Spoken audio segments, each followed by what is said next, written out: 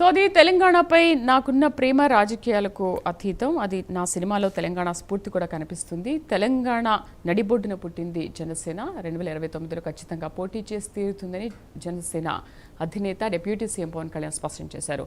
అసలు ఏం జరగబోతోంది? పూర్తి సమాచారం కరెస్పాండెంట్ నాగేంద్ర అందిస్తారు. నాగేంద్ర, ఇప్పటి వరకు జరిగిన ప్రెస్ మీట్లో 2029లో ఖచ్చితంగా జనసేన తెలంగాణలో పోటీ చేస్తుంది, మేము తిరుగుతాము, నేను తిరుగుతానని కూడా ఆ విషయాన్ని పవన్ కళ్యాణ్ స్పష్టం చేశారు.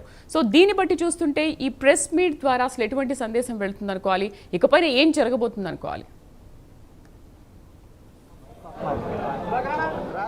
Thank you Sridev. ప్రస్తుతం తెలంగాణ రాష్ట్రంలో జనసేన ఉంటుంది, జనసేన పార్టీ పోటీ చేస్తుంది. ఎవరు అడ్డు చెప్తారో, ఎవరు ఎదురు తిరుగుతారో తిరగండి, నేను నిలబడతానంటూ కూడా జనసేన అధినేత పవన్ కళ్యాణ్ కరాఖండిగా చెప్పడం జరిగింది. ఇప్పటివరకు కూడా తెలంగాణ రాష్ట్రంలో తెలంగాణ వాదులు కానీ ఇతర రాజకీయ పార్టీలకు సంబంధించినటువంటి నేతలు ఇచ్చినటువంటి విమర్శలన్నిటికి కూడా ఈ మీడియా సమావేశంతో ప్రధానంగా కౌంటర్ ఇవ్వడమే కాదు, వారిపైన అందరిపైన కూడా పెద్ద ఎత్తున అటాక్ చేశారని చెప్పాలి. తన మాటలతో ముఖ్యంగా తెలంగాణ రాష్ట్ర ప్రజలకి ముందుగా ఆవిర్భావ దినోత్సవ శుభాకాంక్షలు చెప్తూనే మరొకవైపు తనని విమర్శించినటువంటి నేతలందరికీ కూడా పవన్ కళ్యాణ్ గట్టి సమాధానమే చెప్పారని చెప్పాలి. ముఖ్యంగా ప్రస్తుతం చూడొచ్చు, ఒకవైపు తెలంగాణ రాష్ట్రానికి సంబంధించినటువంటి అంశంలో తెలంగాణ ప్రజలకు సంబంధించి ముఖ్యంగా నా ప్రేమ నా గుండెల్లో ఉంటుంది, తెలంగాణ నా గుండెల్లో ఉంటుంది, ఎవరు ఎన్ని చెప్పినా నా గొంతు కోసినా అదేవిధంగా నన్ను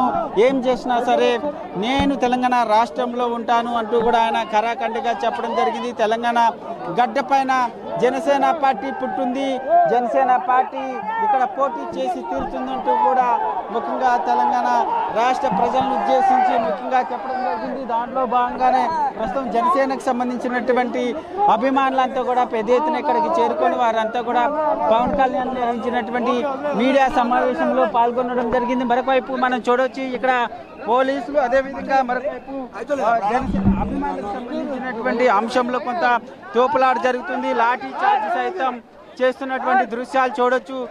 పవన్ కళ్యాణ్కి సంబంధించినటువంటి అభిమానులు పెద్ద ఎత్తున చేరుకున్నారు. ముఖ్యంగా చేరుకున్న తర్వాత వీరంతా కూడా పెద్ద ఎత్తున నినాదాలు చేస్తున్నటువంటి సందర్భంగా ప్రస్తుతం చూడొచ్చు, పోలీసులంతా కూడా వారిని చెదరగొట్టేటటువంటి ప్రయత్నం చేస్తున్నారు. ఎందుకంటే ఈరోజు మధ్యాహ్నం నుంచి కూడా పవన్ కళ్యాణ్ మీడియా సమావేశం ఉంటుందని తెలిసినప్పటి నుంచి కూడా పవన్ కళ్యాణ్కి సంబంధించినటువంటి అభిమానులంతా కూడా పెద్ద ఎత్తున తరలి రావడం జరిగింది. తరలి రావడంతో పాటు మీడియా సమావేశం అంతా కూడా వారు ఇక్కడ ఉన్నటువంటి పరిస్థితి ప్రస్తుతం చూడొచ్చు, ఇక్కడ ఉన్నటువంటి అభిమానులందరినీ కూడా చెదరగొట్టేటటువంటి ప్రయత్నం చేస్తున్నారు. ఇక్కడ నుంచి వెళ్ళిపోవాలి మీరంతా, పవన్ కళ్యాణ్కి సంబంధించినటువంటి మీడియా సమావేశం కంప్లీట్ అయింది కాబట్టి మీరంతా ఇక్కడి నుంచి వెళ్ళిపోవాలంటూ కూడా వారందరితో పోలీసులు చెప్తున్నారు. ముఖ్యంగా చెప్పడమే కాదు, మాట వినకపోతే లాఠీ చార్జ్ చేసేటటువంటి ప్రయత్నం కూడా చేస్తున్నటువంటి పరిస్థితి ప్రస్తుతం చూడొచ్చు.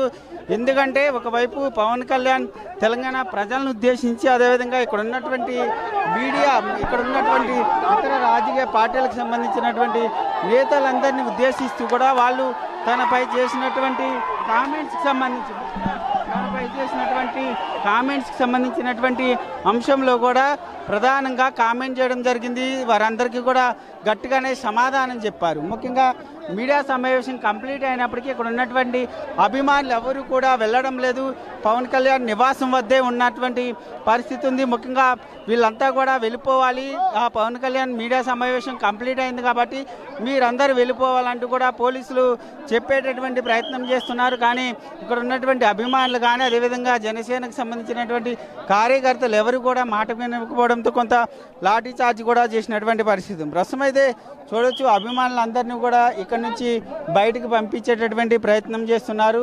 ముఖ్యంగా ఇక్కడ ఉన్నటువంటి కార్యకర్తలు అభిమానులంతా కూడా దయచేసి ఇక్కడ నుంచి వెళ్ళిపోండి, మీడియా సమావేశం కంప్లీట్ అయింది కాబట్టి వీరంతా కూడా వెళ్ళిపోవాలంటూ కూడా సూచించినప్పటికీ ఎవరు కూడా మాట వినకపోవడంతో లాఠీ చార్జ్ చేసినటువంటి పరిస్థితి. మరొకవైపు ఈ మీడియా సమావేశానికి సంబంధించినటువంటి అంశంలో ప్రధానంగా మనం చూసుకుంటే మాత్రం ముఖ్యంగా గత కొన్ని రోజులుగా ముఖ్యంగా ప్రొఫెసర్ నాగేశ్వరరావుని ఉద్దేశిస్తూ కూడా పవన్ కళ్యాణ్ ఒక ఎనలిస్ట్కి సంబంధించినటువంటి అంశంలో నా పైన గౌరవం ఉంది, ఆ ఎనలిస్ట్ చేసినటువంటి వ్యాఖ్యలే నన్ను బాధించాయంటూ కూడా చెప్పడం జరిగింది. దాంతోపాటు మరొక వైపు కాంగ్రెస్కి సంబంధించినటువంటి అంశంలో కూడా ముఖ్యంగా ఒకవైపు కాంగ్రెస్ మంత్రులు కానీ మరొక వైపు టీఆర్ఎస్కి సంబంధించినటువంటి రక్షణ సేనకు సంబంధించినటువంటి పార్టీ అధినేత్రి అయినటువంటి కవితకి సంబంధించినటువంటి కామెంట్స్ కానీ ఇతర రాజకీయ నేతలు చేసినటువంటి కామెంట్స్ కానీ అదే స్థాయిలో ధీటుగా కూడా ఆయన కౌంటర్ ఇవ్వడం జరిగింది. ముఖ్యంగా కాంగ్రెస్ పార్టీకి సంబంధించినటువంటి అంశంలో ఇప్పుడు ఉన్నటువంటి కాంగ్రెస్ నాయకులంతా కూడా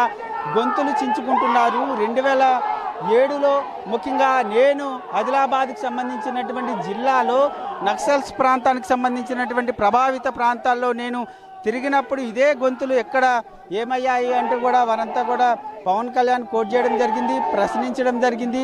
దాంతోపాటు మరొక వైపు ఇప్పుడున్నటువంటి కాంగ్రెస్ పార్టీలో ఉన్నటువంటి చాలామంది నేతలు అప్పుడు తెలంగాణ రాష్ట్ర ఏర్పాటును వ్యతిరేకించడం జరిగింది.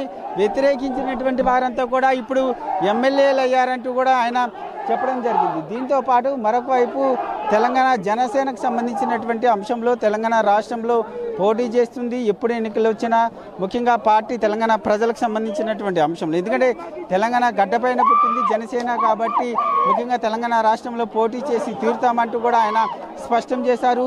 మరొక వైపు ఎందుకంటే ఇప్పటికే ఒకవైపు తెలంగాణ రాష్ట్రంలో కేసీఆర్ స్థాపించినటువంటి బీఆర్ఎస్ అటు మహారాష్ట్ర కానీ ఇతర రాష్ట్రాల్లో పోటీ చేయొచ్చు, ఇతర రాష్ట్రాల్లో పార్టీలో ఉండొచ్చు, కానీ మా పార్టీ తెలంగాణ గడ్డపైన పుట్టినటువంటి జనసేన మాత్రం ఇక్కడ ఎందుకు ఉండకూడదు అనేటటువంటి కామెంట్స్ని ప్రధానంగా చెప్పడం జరిగింది. ముఖ్యంగా దీంతో పాటు మరొక వైపు జనసేన నేత